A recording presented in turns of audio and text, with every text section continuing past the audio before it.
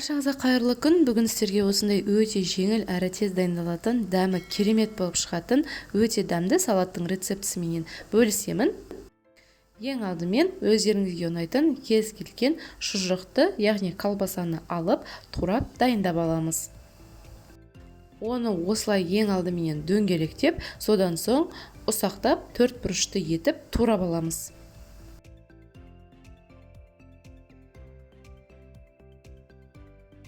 Дайын болған шұжықты арнайы салатымызды жинайтын ыдысқа осылай полоска ретінде, яғни жолақ ретінде салып орналастырып шығамыз. Қиярды да дәл жаңағындай осылай дөңгелектеп, артынан ұсақтап, төрт бұрышты етіп турап дайындап аламыз.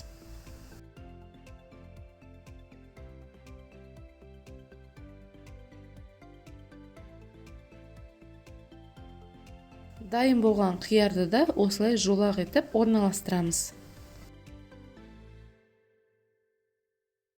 Келесі қызанақты да дөңгелектеп турап, артынан оны да ұсақтап, төрт бұрышты етіп турап дайындаймыз.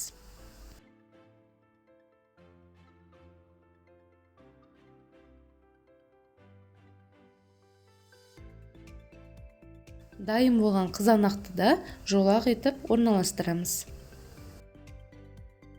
Қызанақтан кейін келесі кезекте осындай кептірілген кез келген нанды пайдаланып орналастырамыз.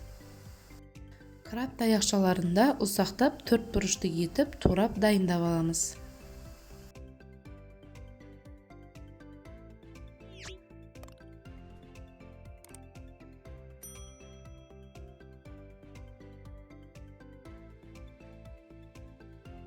Оны да жолақ етіп орналастырамыз.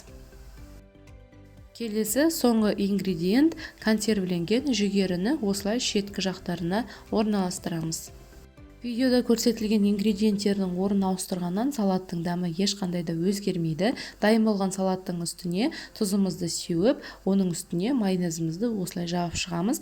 Менде майонездің үй жағдайында қалай жасалуы туралы видео рецепт бар. Сіздер де солай жасап көрсеңіздер, өте дәмді болып шығады. Міндетті түрде дәл сол рецептпен дайындап жасап көрсеңіздер болады. Салат санаулы минуттардың ішінде тез әрі жылдам дайындалады, өте дәмді, керемет болып шығады. Сіздерге рецепт ұнады деген ойдамын. Сіздермен бірге болған Гүлім. Каналға тіркелмеген болсаңыздар, міндетті түрде каналға тіркеліп алыңыздар.